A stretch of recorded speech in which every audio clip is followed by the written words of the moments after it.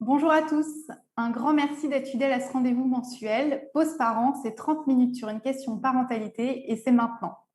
Alors ça y est, nous voilà en plein été, les jours de grosse chaleur arrivent et avec elles, pour toutes les familles, les questions sur la sécurité de nos enfants et notamment celle des plus petits. Alors comment s'y prendre avec un nouveau-né qui vient tout juste de sortir de la maternité et jusqu'à ses 3 mois? Comment fait-on pour s'organiser et passer de bonnes vacances? C'est tout l'objet de notre pause parent du jour et je suis accompagnée de Céline Vignat. Bonjour Céline, Bonjour. tu es infirmière puéricultrice à la maison périnatale Pas à Pas de Lyon, qui est d'ailleurs adhérente de la Fédération des praticiens de la parentalité. Et aujourd'hui, tu vas nous expliquer comment on peut s'organiser. Alors, tout d'abord, avant d'aborder le sujet des vacances, est-ce que tu peux nous dire ce que tu fais en tant que puéricultrice? Quelle est ta spécificité? Alors, une puéricultrice, c'est une infirmière qui a suivi une année d'études supplémentaires sur la santé et les soins des enfants dès la naissance jusqu'à l'adolescence. Donc, je propose des consultations pour les futurs parents pour les aider à préparer l'arrivée de leur bébé en complément du suivi de la sage-femme. Et puis aussi des consultations pour les parents, des consultations sommeil, éveil, alimentation, pleurs, qui se déroulent soit au domicile des familles sur la région lyonnaise, soit en téléconsultation aussi, c'est possible, et à la maison périnatale Pas à Pas de Lyon. D'accord. Alors, si on aborde la question des vacances et de ce que tu peux apporter aux familles justement sur ces questions-là précises des vacances, est-ce que tu peux nous dire comment faire pour que cette expérience ne vire pas au cauchemar quand on a un nourrisson et qu'on veut partir et profiter de cette période de pause? Et à juste titre d'ailleurs. Alors, ce que je vous propose, c'est de commencer par les tout petits, par les moins de 3 mois. Il faut bien comprendre que c'est une période très singulière de l'enfance. C'est ce qu'on appelle aussi l'anarchie des 100 premiers jours. Alors, pour comprendre pourquoi on parle de ce terme-là, je pense que c'est important qu'on revive la naissance. Alors, nous, on ne se souvient pas de la nôtre, heureusement d'ailleurs, sûrement, mais on peut essayer de se projeter, d'imaginer ce que c'est de naître. Donc, le bébé, dans le ventre de sa maman, il est dans un milieu aquatique où la température est constante. Donc, la pesanteur, il ne connaît pas trop les effets. La lumière et les bruits sont atténués en permanence. Il entend tout le temps la voix de sa maman et aussi de son papa. Il est aussi nourri en permanence. Donc, la sensation de faim, il ne sait pas ce que c'est. Il ne digère pas non plus, ou en tout cas au ralenti. Donc, il ne connaît pas non plus ce que c'est de ressentir la digestion. Et puis, il est bercé en permanence par sa mère à chaque fois qu'elle bouge. Et puis, il est contenu physiquement dans l'utérus de sa mère, donc ils sont contenus, sécurisés comme ça. Mais quand il naît, tout est bouleversé, tout ça change, tout, tout, tout. C'est le plus grand bouleversement que vit l'être humain, c'est à la naissance. À la limite, il faudra aller sur Mars pour revivre la même chose en tant qu'adulte, je pense. Voilà. Donc, du coup, comme bébé, il est très immature et très dépendant de ses parents. Ça le met en situation de détresse véritable. Et du coup, la seule façon pour lui de s'exprimer, ça va être par les pleurs. Donc, d'exprimer ses besoins physiologiques, être nourri, être changé, être propre. Et puis aussi ses besoins de sécurité émotionnelle. D'accord, donc si je comprends bien, un bébé qui pleure ne fait pas de caprice, hein, et il est à la recherche de repères, de sécurité. Voilà, tout à fait. Il cherche à se raccrocher à quelque chose qui lui rappelle justement la période où il était dans le ventre de sa mère. Donc, tout ce qui lui reste, c'est la voix de ses parents et leurs bras. Donc, effectivement, les bébés ne font pas de caprice. Ils en sont cérébralement incapables. S'il pleure, c'est qu'il en a vraiment besoin. Donc, ne culpabilisez pas d'écouter votre instinct, chers parents, de vous dire de prendre votre bébé quand il pleure. Suivez votre instinct, c'est normal. On va vous dire: «Ah, il va te faire des caprices, il fait ses poumons». Non, heureusement que les poumons, ils sont viables quand on est, sinon ce serait compliqué. Donc, ne restez pas seul, par contre, avec un bébé qui pleure. C'est-à-dire que si vous avez un bébé qui pleure beaucoup, vous trouvez qu'il pleure de façon intense, un peu toute la journée et que c'est très difficile à vivre pour les parents, c'est un bébé qui pleure beaucoup, restez pas seul avec. Essayez de trouver du relais auprès de la famille ou des amis et puis consultez auprès de professionnels, votre médecin ou une infirmière puéricultrice qui pourra justement vous aider à interpréter les pleurs et à les atténuer. Parce que oui, un bébé, ça pleure, mais il y a pleurs et on peut les atténuer. Surtout qu'en sécurisant un bébé tout petit, en le rassurant tout de suite, en répondant à ses besoins, il va petit à petit, en grandissant, arriver à se sécuriser tout seul. Donc, en grandissant, il arrivera à patienter pour prendre son biberon ou tété, il arrivera à patienter pour qu'on lui change la couche, il arrivera à jouer un petit peu tout seul sur son tapis d'éveil et du coup à découvrir le monde qui l'entoure. Donc, c'est tout à fait normal. Voilà, mais pour autant, pas rester tout seul. Et on appelle ça l'anarchie parce que chaque journée n'est pas la même, chaque nuit n'est pas la même. Il ne peut pas avoir de rythme puisqu'il exprime ses besoins quand ils arrivent. Il ne les programme pas. Pour lui, qu'il soit 15 heures de l'après-midi ou 2 heures du matin, c'est exactement la même chose. Alors, pas pour nous, mais pour lui, c'est exactement la même chose. Par exemple, pour le sommeil, il va faire des petits cycles de 45 minutes. Donc, au bout de 45 minutes, il va se réveiller, ce qu'on appelle faire un micro-réveil. Donc, c'est vrai que les tout-petits, ils dorment par petites tranches comme ça. Et du coup, c'est assez aléatoire au niveau des horaires. Pour l'allaitement, c'est pareil. Comme c'est à la demande, c'est assez aléatoire. Et même au biberon, il y a des bébés qui tiennent toutes les 3 heures et puis ils peuvent aller jusqu'à 5-6 heures. Donc, les horaires changent tout le temps. D'accord, donc finalement, dans un contexte de vacances, ça peut être un petit peu sportif de partir avec un bébé. Eh ouais, tout à fait, parce qu'il est déjà dans l'incapacité de s'adapter à notre rythme normal, mais alors à notre rythme de vacances uniquement. Il faut juste se dire que partir en vacances avec bébé, ce ne sera pas les mêmes vacances qu'avant sans bébé. C'est tout. Une fois qu'on le sait, on le sait et on fait comme on peut. Après, il n'y a pas de parents parfaits, il n'y a pas de bébé parfait. On ne peut pas tout anticiper non plus, mais on peut quand même réfléchir à ce qu'on peut faire. Dans tous les cas, c'est important de le prévenir qu'il va y avoir un changement. Même tout petit, vous pouvez lui expliquer que quelques jours, quelques semaines, vous allez changer de maison, être avec d'autres personnes, papy, mamie, la famille, les amis. Donc, ça va un petit peu tout changer, mais que vous restez avec lui et qu'on rentrera à la maison et que petit à petit, ça reviendra à la normale. D'accord, donc c'est quand même toute une organisation de partir avec un tout petit, à ce que j'entends. Et finalement, il ne faut pas hésiter, même si son enfant est un nourrisson, à verbaliser les choses Ah oui. et à anticiper un minimum, en tout cas, pour avoir des vacances les plus sereines possibles. Alors, par contre, il y a une autre question qui revient souvent et qu'on a tous vécu, c'est les trajets. Comment on fait quand on part avec un tout petit et qu'on a un trajet de 8 heures en voiture avec le cosy qui est tourné, dos à la route, etc. Que quand on décide de partir en avion ou en train, qu'on a peur que son bébé hurle pendant des heures avec les voisins, comment on gère ça?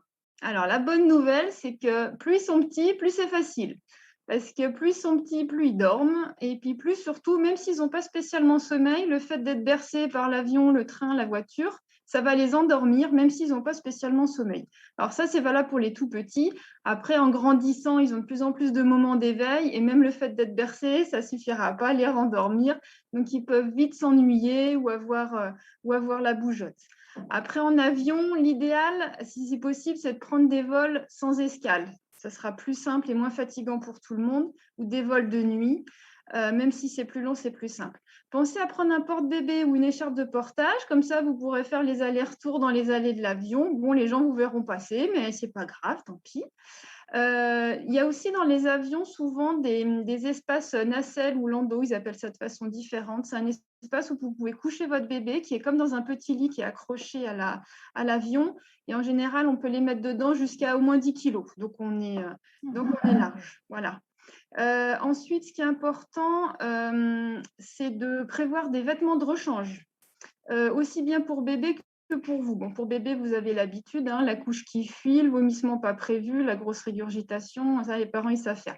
Mais pensez à prendre un t-shirt aussi pour maman et papa, parce que, en tout cas pour les parents, parce que 8 heures d'avion avec la clim qui vous souffle dessus, avec bébé qui vous a vomi dessus, c'est juste insupportable. Donc, un vêtement de rechange pour les parents, ça peut aussi être utile. Et puis, dans les avions, dans les trains aussi, mais un petit peu moins, il fait froid. La clim, elle est assez forte et ça, les bébés, ils sont assez sensibles. Donc, prévoir des vêtements chauds, même si on est en plein été, un petit gilet, une petite brassière de plus et puis un petit bonnet sur la tête aussi, parce que les bébés, ils perdent surtout leur chaleur au niveau de la tête, ça peut être pas mal. Faire téter son bébé au décollage et à l'atterrissage pour éviter qu'il ait mal aux oreilles. Nous, on a l'habitude, on déglutit, mais les bébés n'auront pas le réflexe. Donc, ça peut être intéressant de les faire téter le sein ou prendre le biberon à ce moment-là. Voilà, et puis le truc tout bête, mais vous y penserez, c'est prendre tout ce qu'il faut, mais pas trop non plus. Alors, c'est un peu un casse-tête, hein. Il y a plein de choses nécessaires, mais il faut essayer de pas trop en prendre non plus. Donc, le biberon, l'eau à température ambiante, vous pouvez, ça, il n'y a pas de souci. Le lait, le doudou, la sucette, les couches, les lingettes, les vêtements de rechange, le petit jouet préféré. Mais voilà, pas besoin de déménager toute la chambre, c'est pas la peine. Et puis, de toute façon, vous n'y arriverez pas. Voilà. Et puis, en train, c'est à peu près la même chose. Si vous pouvez penser à réserver un espace dans les carrés famille, c'est quand même plus pratique. Et puis, prendre pareil un porte-bébé pour pouvoir vous balader dans les allées. Après, en voiture, c'est plus facile d'un côté parce que vous pouvez vous arrêter à peu près quand vous voulez. Par contre, c'est plus difficile parce que vous ne voyez pas ce qu'il fait. Vous ne pouvez pas le porter et le bercer, donc ça, c'est un petit peu frustrant. Donc, ce que je peux vous conseiller, c'est qu'il y a un des deux parents, celui qui ne conduit pas, qui se met derrière, à côté du cosy de bébé qui est dos à la route. Ça vous évitera de chercher à voir ce qu'il est en train de faire, s'il respire bien, s'il n'a pas recraché, s'il n'a pas perdu sa sucette. Parce qu'au niveau, c'est assez accidentogène d'essayer de voir ce qui se passe derrière plutôt que de se concentrer sur ce qui se passe devant. Donc derrière, vous pourrez lui remettre la sucette et puis dans ses phases d'éveil, du coup, vous pourrez communiquer avec lui, jouer avec lui et ça se passera beaucoup mieux comme ça. Voilà. Et puis alors, très important, ne pas laisser un bébé tout seul dans la voiture, quoi qu'il arrive. Il y a encore eu un drame il n'y a pas longtemps. Tous les étés, il y a des drames malheureusement d'enfants et de bébés qu'on laisse dans la voiture. Donc ça, c'est à éviter évidemment. Et puis pour les sorties en poussette, préférez les poussettes style nacelle où il peut être allongé parce qu'il aura moins chaud. Déjà, il sera mieux installé, il pourra gigoter, il pourra bouger.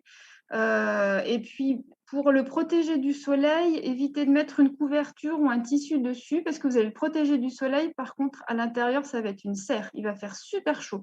Donc, en fait, vous protégez du soleil, mais vous aggravez la chaleur. On vend en général des petites ombrelles qu'on attache sur les poussettes. Ça, c'est l'idéal. Puis, de toute façon, l'idéal, si possible, c'est de ne pas sortir pendant les heures chaudes, les plus chaudes de 11h à 17h. Et puis, si vous portez votre bébé en écharpe ou en porte-bébé, par contre, peut-être aussi éviter les heures les plus chaudes parce que vous allez transpirer l'un contre l'autre et vous et bébé, vous ne serez pas très confortable de toute façon. Un petit chapeau sur la tête et puis voilà, c'est parti. Du coup, j'en profite pour rebondir sur cette question de la chaleur. Comment on fait avec un bébé pour le soulager de cette chaleur? On voit bien là en ce moment qu'on souffre, nous, en tant qu'adultes, de ces 35 degrés, de ce soleil-là. Comment on fait pour éviter un danger pour son bébé, pour l'hydrater, pour le préserver au maximum? Pas hésiter à le laisser en body, voire en couche, voire tout nu, hein, sur une serviette ou une alaise, il n'y a pas de souci. Toujours le même conseil, pas sortir aux heures les plus chaudes. Alors c'est vrai qu'en général, c'est les horaires où on aime bien sortir faire des choses, mais peut-être réserver ça pour les journées de la semaine où il fera un petit peu moins chaud. Et puis aussi pour la clim et le ventilateur, éviter de le mettre souffler sur lui, parce que ça, pareil, c'est pas très bon. Plutôt dans une pièce à côté ou dans le couloir pour que ça lui souffle pas directement dessus. Et puis effectivement, le danger numéro 1, c'est la déshydratation, effectivement. Donc du coup, un bébé au sein, en général, il réclamera de lui-même plus souvent pour boire. Par contre, si c'est un bébé qui dort beaucoup et que la chaleur assomme un petit peu et qui du coup dort encore plus qu'avant, ne pas hésiter, alors pas forcément à le réveiller, mais on sait bien les bébés, ils têtent au sein en dormant, ça leur pose aucun souci, mais en tout cas lui proposer plus fréquemment. Et puis pour les bébés au biberon, ceux qui têtent toutes les 3 heures, en général, vous n'aurez pas besoin de lui proposer de l'eau entre 2 biberons. Toutes les 3 heures, il a sa dose, ce n'est pas nécessaire. Sauf si ça vous rassure, vous pouvez toujours lui proposer, il n'y a pas de souci. Par contre, si les biberons sont un petit peu plus écartés, oui, ça peut être intéressant de lui proposer de l'eau au biberon en vous disant que s'il ne boit pas, c'est qu'il n'a pas soif. Ne vous inquiétez pas. Le corps est bien fait, on a soif, on boit, il n'y a pas de souci. Et puis aussi, du coup, il faudra le protéger du soleil. Donc, l'idéal, c'est de rester à l'ombre. Éviter d'exposer au maximum les enfants qui ont moins de 6 mois. Voilà, à l'ombre le plus possible.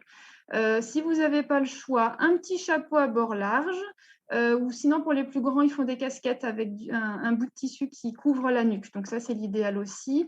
Donc tant pis si vous aviez acheté pour votre petite fille un joli petit chapeau en paille avec des petites fleurs dessus. Mais voilà, vaut mieux un chapeau moins joli, mais qui ait des bords bien larges pour bien le préserver sa tête du soleil. Voilà. Pour les plus grands, si vous avez besoin d'une crème solaire, donc vous prenez l'indice maximum, hein, le 50, et puis avec un filtre minéral, c'est mieux. Voilà. Donc, la crème solaire pour les petits, c'est bon. Enfin, on en met même moins de 6 mois, on met de la crème Alors, solaire. on évite. On n'aime pas trop avant 6 mois. Mais si vous avez vraiment pas le choix, que vous êtes dehors et qu'il n'y a pas d'ombre, mettez luisant. C'est mieux qu'un coup de soleil. Mais le mieux, voilà, c'est pas sortir aux heures chaudes et puis de se trouver un coin d'ombre si possible. Mais oui, il faut s'adapter. C'est la vie de parents. Il y a beaucoup de parents justement qui posent des questions sur l'eau. Est-ce qu'on peut donner de l'eau au bébé en dehors des biberons de lait? Parce que c'est vrai que par réflexe, habituellement, on donne que des biberons de lait.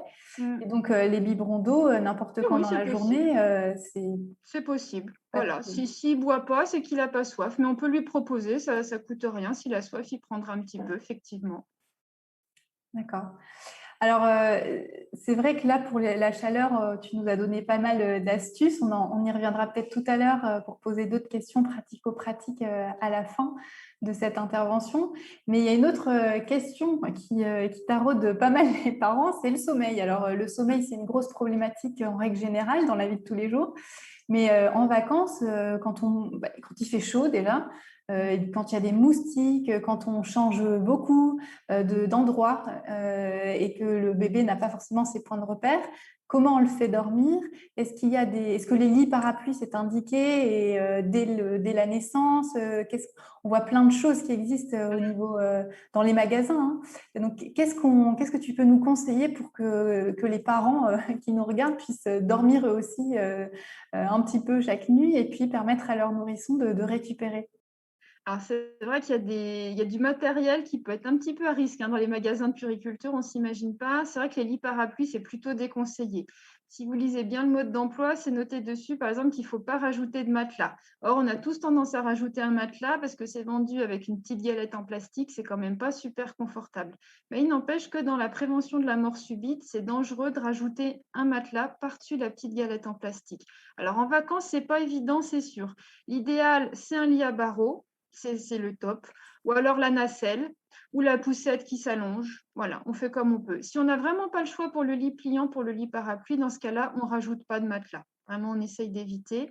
Et puis, on garde les bonnes habitudes pour le couchage, hein, c'est-à-dire qu'on le met sur le dos, pas de tour de lit, pas de coussin, pas d'oreiller, pas de couverture. Enfin, la couverture, ça risque pas trop. Voilà, mais pour qu'il soit bien installé. Et puis oui, effectivement, l'endormissement, de fait, sera un peu plus compliqué parce il va sentir qu'il n'est pas à la maison. Mais c'est ce qu'on disait au tout début. Si vous êtes à l'écoute de ses besoins, il aura peut-être besoin d'être plus bercé que d'habitude. L'endormissement sera peut-être plus long, mais vous allez y arriver, il n'y a pas de raison. On voit bien que nous aussi, parfois, quand on change de lieu et avec la chaleur en tant qu'adulte, on a plus de difficultés à s'endormir. Donc, C'est il faut bien vrai. comprendre que les tout petits aussi, et encore plus, ont cet écueil-là. Alors, est-ce que tu aurais des conseils à nous donner sur la santé des bébés, notamment quand on voyage à l'étranger? Est-ce que tu pourrais nous conseiller une trousse peut-être de base à se constituer avant de partir? Tout à fait. Alors, ce qui est important, c'est de prendre le carnet de santé parce qu'il y a tous les antécédents de votre bébé dedans. S'il a des allergies, il y a ses vaccins, il y a tout ce qu'il faut. Donc, ça, c'est important de le prendre. Faire en sorte que son bébé soit à jour de ses vaccins. Alors, c'est vrai que l'été, ça peut être compliqué de trouver des rendez-vous avec son médecin pour faire les vaccins à jour, mais on fait comme on peut. Et puis, renseignez-vous auprès de votre médecin, mais il y a certaines destinations, tropicales notamment, où il faut des vaccins obligatoires supplémentaires. Je pense notamment aux vaccins contre la fièvre jaune. Tout ce qui est Amérique du Sud et Afrique, il y a des pays où c'est effectivement obligatoire. Mais ça, parlez-en à votre médecin, il pourra vous renseigner. Et puis, alors aussi, un autre conseil pour les voyages à l'étranger, et ça, c'est valable pour vos enfants et pour vous, c'est préférer l'eau en bouteille plutôt que l'eau du robinet. Nous, on a de la chance en France, l'eau est relativement bien contrôlée, ce n'est pas le cas partout. Et alors, voilà, avoir des désagréments digestifs quand on est en vacances, si on peut l'éviter, C'est pas mal. Ensuite, au niveau de ce qu'il faut prendre au niveau matériel pour sa santé, eh ben, vous pouvez prendre un thermomètre, hein, parce que même si c'est l'été, il y a des virus qui traînent, on en sait quelque chose. Donc, prenez bien le thermomètre, du paracétamol. Vous pouvez prendre de l'homéopathie pour le mal des transports. Il y a certains enfants et bébés qui sont plus sujets que d'autres. Et puis, pour les poussées dentaires, on n'est pas à l'abri qu'il fasse une poussée dentaire pendant les vacances, il a le droit. Et puis pour les plus grands, prendre tout ce qui est en cas de blessure, un arnica, désinfectant, pansement, etc. Ce que je vous conseille aussi, c'est de repérer un médecin disponible sur votre lieu de vacances. Ça vous évitera à 3 heures du matin, en pleine panique, de mon Dieu, est-ce qu'il y a un médecin qui n'est pas en vacances dans le coin? À défaut, une maison médicale de garde, et si vraiment il n'y a pas le choix, les urgences, mais au moins que vous ayez repéré avec un numéro de téléphone un médecin si besoin. Et pareil pour une pharmacie. Ça peut être intéressant de repérer déjà une pharmacie ouverte, ça vous évitera de chercher, éviter en catastrophe. Ensuite, on va être vigilant aux accidents domestiques. Il n'y a jamais autant d'accidents domestiques que pendant les vacances, pendant les déménagements aussi d'ailleurs. Parce que pendant les vacances, on est sur un lieu qu'on ne connaît pas, avec d'autres personnes. Donc, c'est intéressant de repérer tous les dangers potentiels quand on s'installe, que ce soit au camping, dans une maison louée, peu importe. Et puis surtout, le risque, c'est que si on est à plusieurs, on se dit oh, bah, il y a forcément un adulte qui est en train de les surveiller, mais si tout le monde se dit ça, à la finale, il n'y a personne qui le fait. Donc, c'est là qu'il y a le plus d'accidents. Alors, les tout petits sont moins à risque, mais dès qu'ils se déplacent, eh ben, ça peut aller très vite. Donc, tout ce qui est prise électrique, les risques de chute, les produits d'entretien, les médicaments de mamie qu'elle n'a pas l'habitude de mettre hors de portée, qui traînent sur la table basse, des petites choses comme ça qui peuvent être importantes. Les animaux aussi, il y a peut-être des animaux, il n'a peut-être pas l'habitude d'être en contact et du coup, s'il tire la queue, ça risque de ne pas lui plaire. Voilà. Et puis au niveau de la santé, pour finir, on va parler de la baignade. C'est quand même les vacances, c'est synonyme de plage et de baignade. Donc, ce que je peux vous conseiller, si vous, c'est votre objectif, c'est de vous allonger sur la serviette, de bronzer au soleil, de vous reposer, de vous baigner, évitez d'emmener votre bébé, surtout s'il a moins de 6 mois, parce que lui, il n'a pas trop sa place sur la plage. De toute façon, il va pleurer, il ne va pas apprécier énormément. Donc, peut-être essayer de demander à mamie de le garder pendant que vous allez à la plage ou à l'autre parent. Et voilà. Pour le garder, vous vous relayez, c'est mieux. En plus, la baignade, les tout petits, ils n'aiment pas du tout. Vous allez juste tremper les pieds, ils vont hurler. En général, ils apprécient pas. De toute façon, c'est déconseillé parce que la température sera jamais assez chaude, que ce soit en piscine ou à la mer, la température sera jamais assez élevée. Et puis, les piscines, alors pareil, les accidents en piscine, c'est quand même très fréquent. Donc là, pareil, c'est pas les tout petits, mais faire attention qu'il y ait bien un système de sécurité homologué. Et puis voilà, les enfants qui courent autour de la piscine, et puis il y a le barbecue, et puis on ne regarde pas trop ce qui se passe. Et puis voilà, donc être bien vigilant par rapport à ça. Donc, les piscines pour les nourrissons, les baignades en piscine l'été, tu déconseilles? Pour les moins de 3 mois, oui, ça n'a pas d'intérêt en fait. C'est plus pour nous faire plaisir à nous finalement qu'à eux. Essayer de tremper les orteils, mais en général, ils n'apprécient pas trop parce que c'est trop froid. Alors, si vous avez la chance d'avoir une piscine bien chauffée, pourquoi pas. Mais en général, ils n'apprécient pas trop. Après, vous pouvez essayer, vous verrez sa réaction, mais en général, ils n'aiment pas trop. Et puis, on immerge à la limite jusqu'à la taille, mais pas plus. Ok. Et les maillots de bain anti-UV qu'on voit souvent dans les magasins, efficaces ou pas efficaces? C'est un piège parce que du coup, on se dit ah bah, c'est bon, on peut aller en plein soleil parce qu'il a son maillot de bain, mais le maillot de bain, il ne couvre pas forcément tout. Disons que ça peut être un piège pour y aller à des périodes où justement, ce n'est pas conseillé. Donc, voilà. Après, vous lui mettre, c'est une bonne idée, mais quand même, garder l'idée en tête, pas entre 11h et 16h, et puis pas un jour de grosse canicule où il fait super chaud et où le soleil, il tape. Ou alors vraiment sur des très, très courtes périodes, effectivement. Mais ça peut être un piège, les vêtements anti-UV, effectivement. Bon, donc vigilance est de mise pendant ces Tout à fait. vacances-là. Donc quand justement ça a été super sportif pendant ces vacances-là, que le sommeil ça a été compliqué, qu'on a dû organiser, réorganiser, s'adapter, etc. à son nourrisson, on s'attend à ce que le retour à la maison soit aussi un retour à la normale avec un rythme un peu plus calé. Et pourtant, c'est pas forcément le cas, en tout cas pas dans l'immédiat. Non, effectivement, les bébés, ils ont à peine eu le temps, surtout pour les tout petits, ils ont à peine eu le temps de s'habituer, de prendre des repères chez eux. Ils partent en vacances, donc ils changent de lieu, c'est plus les mêmes personnes. Enfin, il y a parents, mais il y a quand même en général d'autres personnes. Le rythme n'est pas du tout le même, on est d'accord, que quand on n'est pas en vacances.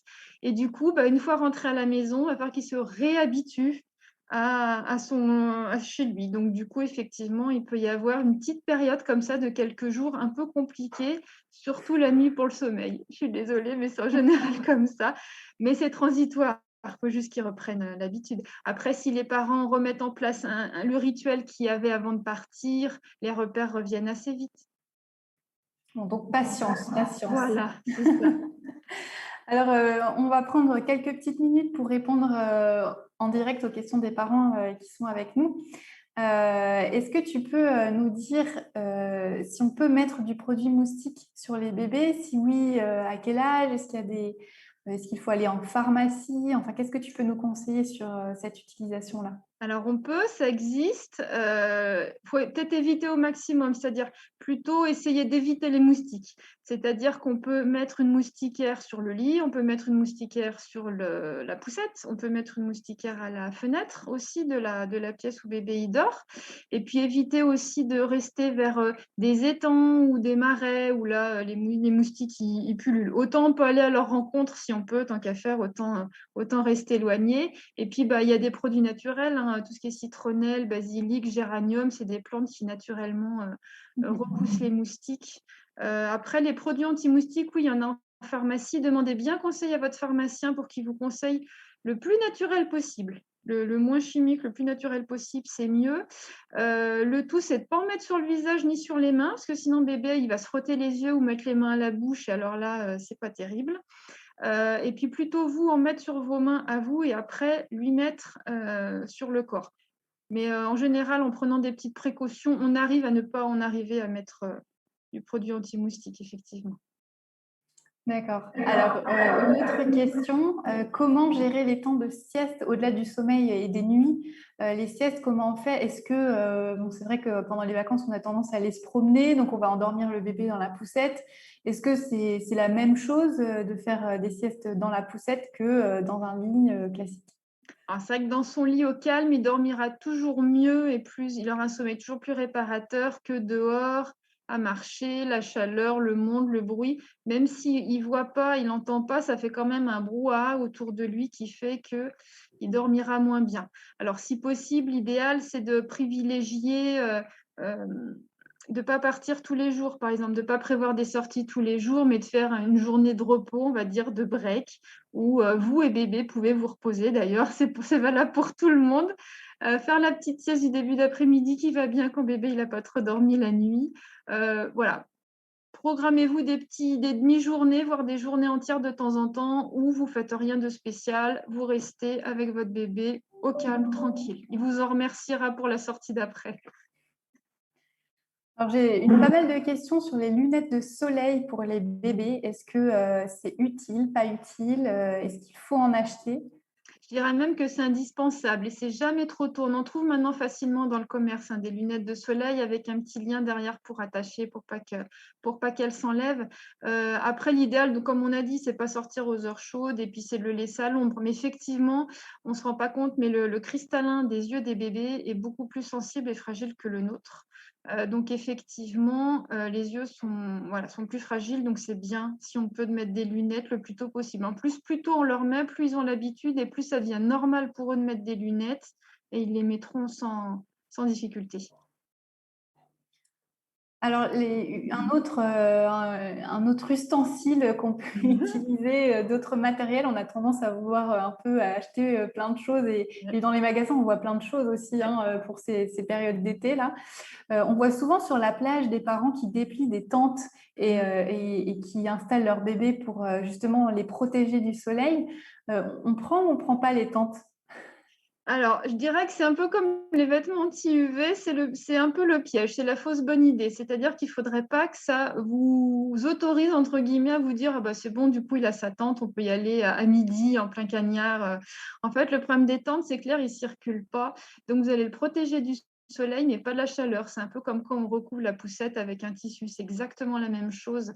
Donc, la tente, oui, pourquoi pas, mais pour autant, sur les heures les moins chaudes, pour pas qu'il souffre de la chaleur du coup. Et alors, une dernière question pour terminer cette séance. Comment est-ce qu'on peut faire quand on fait des trajets en voiture et que tu nous expliquais tout à l'heure, hein, que c'était bien qu'il y ait un des parents qui se mette à côté, mais quand le bébé se réveille et qu'il se met à hurler pendant le trajet en voiture, comment on fait pour gérer ça, pour l'occuper? Qu'est-ce qu'on peut faire? Alors pour certains bébés, juste la voix de papa ou maman, ça va suffire, chanter une chanson. Et puis si on est en voiture, l'avantage effectivement, c'est qu'on peut s'arrêter. Donc on s'arrête, on regarde ce qui se passe, parce qu'effectivement, on ne peut pas forcément s'asseoir derrière. Et, s'il y a un autre enfant, voilà, la place derrière est pas extensible.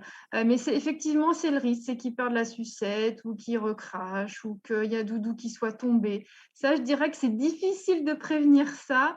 Le tout, c'est de se dire, bon, je sais, ça va arriver à un moment ou un autre dans le trajet. Bon, c'est pas grave, il va pleurer un peu, j'essaye de lui parler, lui chanter une chanson à la limite, j'essaye de passer ma main et je m'assois à côté, ça c'est vrai que c'est vraiment l'idéal. Et puis je m'arrête assez vite pour essayer de voir concrètement ce qui se passe. Mais oui, se dire que ça arrivera de toute façon.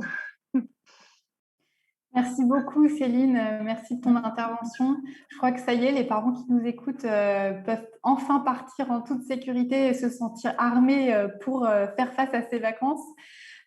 Si vous, parents qui nous suivez, vous souhaitez être conseillés de manière plus individuelle par une infirmière puéricultrice, n'hésitez pas à prendre rendez-vous. Il y a maintenant beaucoup de professionnels qui sont installés en libéral. C'est ton cas d'ailleurs, hein, Céline Vigna. On peut te rencontrer sur rendez-vous à la maison périnatale Pas à Pas de Lyon, mais tu fais aussi du domicile. Oui, Tu peux tout te à fait. déplacer au domicile des parents pour les conseiller et les accompagner. Alors, sur plein de questions, hein, pas que la question des vacances, mais sur plein de questions pratico-pratiques. N'hésitez donc pas à contacter Céline au numéro qui s'affiche en bas de votre écran. Je rappelle également qu'à l'Institut de la parentalité de Floirac et de Sénart, nous avons également 2 infirmières puéricultrices qui peuvent venir chez vous. Ce sera l'occasion justement de vous apporter tous les conseils dont vous avez besoin. Alors, n'hésitez pas à les contacter.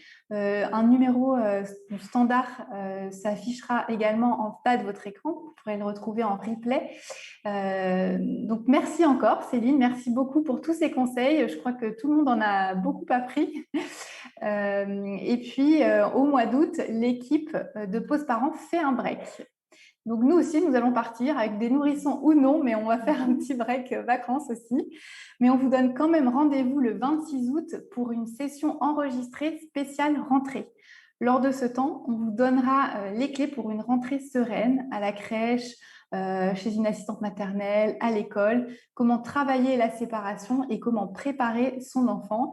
Tout un tas de sujets autour de cette période de rentrée. Alors, on vous donne rendez-vous le 26 août et d'ici là, on vous souhaite un très bel été. À bientôt.